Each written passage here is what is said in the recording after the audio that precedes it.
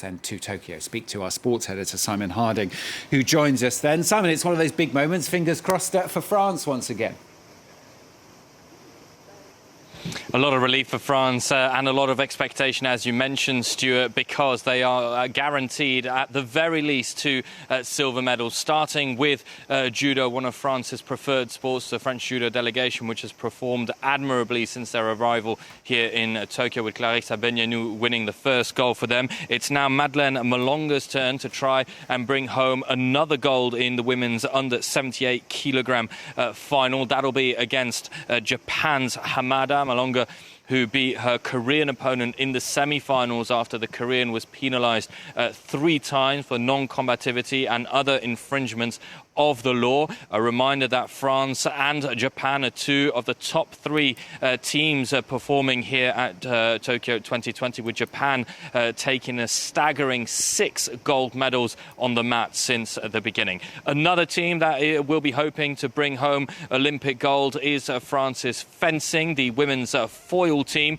who came back from 11 touches behind against Italy in the semi-final to reach this final, where they will face the Russian Olympic Committee, including a standout performance by Isaura Tibus, who recovered from 3 touches down in the final leg to beat Arianna Errigo of Italy, who was very poor in that final for the Italians. So it is a fantastic performance by the French, and a gold medal, to be honest, considering the context, is going to be nothing but a bonus. The French Rugby Sevens team also doing very well. They've won their opening 2 games in their group stages, but there has been disappointment in the swimming events, with France not capitalising on any medal so far. The last time France failed to win a medal in swimming was back at the 1996 Atlanta Games.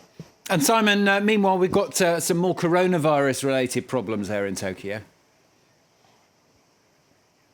More of a big scare than actual real problems, Stuart, it must be said. There was a lot of panic when 41 members of Australia's track and field team were put into isolation after American Sam Kendricks, the pole vaulter, tested positive for coronavirus. That number has now been reduced to just 3 members of that Australian track and field team, who have all returned negative PCR tests, but who are remaining in isolation as a precaution. The real news is that Sam Kendricks has tested positive.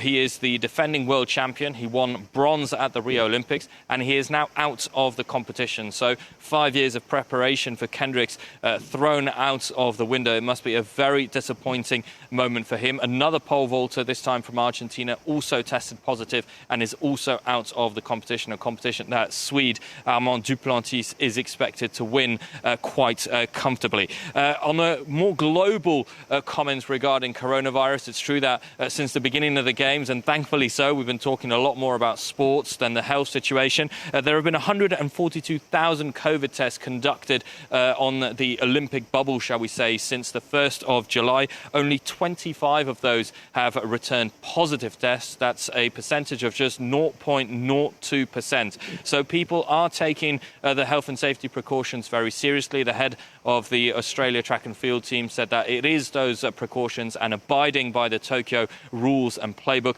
that is keeping the team safe and able to compete. So for now, everything is okay. Fingers crossed. Let's hope those figures go no higher. Thanks very much, Simon. Simon Harding, our sports editor there in Tokyo.